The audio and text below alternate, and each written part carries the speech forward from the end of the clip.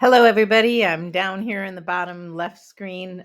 Just going to take you through a little market update of what we like to refer to now as the unicorn years. So, for those of you who like unicorns, hang on, we'll make this short and quick. So, the unicorn years is our new term for the housing market that came from that pandemic. We really felt like we had to separate out those years of 2022 to 2020 to 2022 for obvious reasons. COVID just flipped a switch that nobody saw coming. Literally, I remember sitting in a meeting with KW's founder, Gary Kelly, in March of 2022. I had just gotten back from a girls' trip to Texas where we closed the state of Texas down as we all flew home from our girls' trip. And the bar was shutting down the night before as we were leaving. It was crazy, right? We did not see that we were going to then be slammed come the end of March and into April with showings. It was weird. It was just weird, but the interest rates were right. And so people did what they had to do. So that being said, home appreciation and those the unicorn years, I just want you to see that we had pretty good appreciation in 2017, 18, 2019 was okay. That's pretty typical appreciation. But then in 2020 and 2021, we went out the roof. And we saw some of that to a certain degree in the beginning of 2022. So that was just crazy appreciation for those people who took advantage of that. Now, that doesn't mean that the people lost value when it went down to 5%. It just meant that we were seeing 18% of appreciation this year, plus the next year was 5%.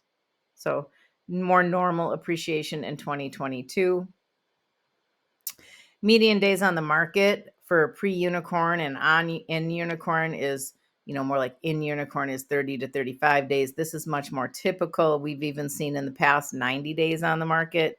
So I want you to kind of try to erase that unicorn time if you could, because it was unrealistic that because of the interest rates, we don't even say they were low. They were in the basement, y'all.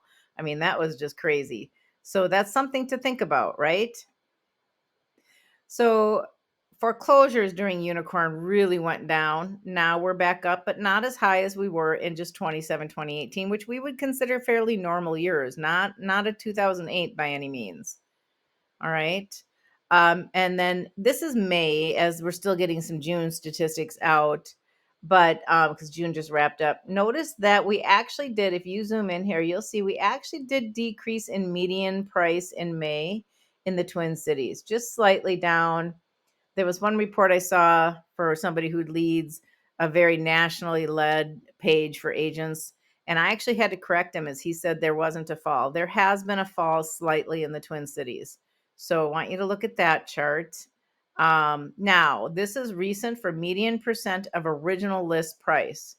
So as you can see in the past, not much adjustment. But now we had prices go up and everybody was so happy with those high prices as sellers, but they are trending down. These sellers are having to come back down to just settle for normal percentage of the house price, not getting those bids that are going above house price too much. Although I will say I had some close in July that were above the house price yet. So we're looking at just meeting normal list price here. Instead of going below, it's just kind of even up. So pending sales in the Twin Cities for 2023 are down a bit. And this again was as of end of May. We haven't incorporated June in, but we are seeing a slight trend downward, which, we've had those happen before. 2008, still well below where we are, but much more on pace with like 2007, I would say, maybe even a little bit of 2012, very close to that in 2014. So not unusual when we see interest rates go up. And this is the median days on market. So as you can tell, there was very few days on the market. This is less than 10 days here, and very quick sales back in 2022 and 2021. This is when we saw everything hit for COVID.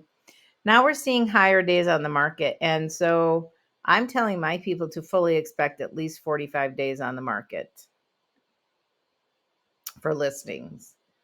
This is median supply of houses for sale. So I'm sorry, month supply of houses for sale. That is very small print for me. So just so you can see, our inventory is down as well. So not only do we have less buyers trending down, but we also have we have less inventory. We have less sellers than we used to in the earlier years. So that's important to note, that we have two trends down right now, both buyers and sellers. All right.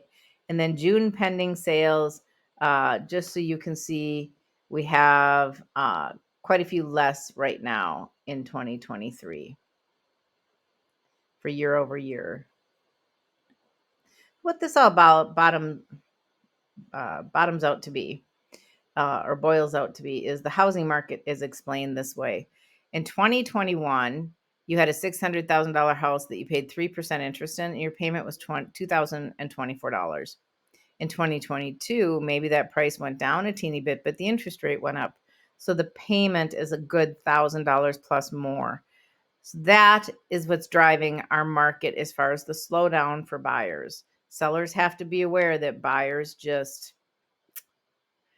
they came through the unicorn years and they saw some really great interest rate and they're unwilling. They're somewhat stuck. If they're in a house at 3% right now, they're probably not going to want to move. So we cannot control the wind. Me personally, I don't get to control the interest rate. You don't get to control the interest rate. The Fed does that.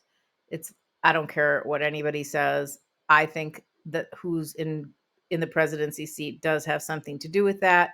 So we are where we are with that.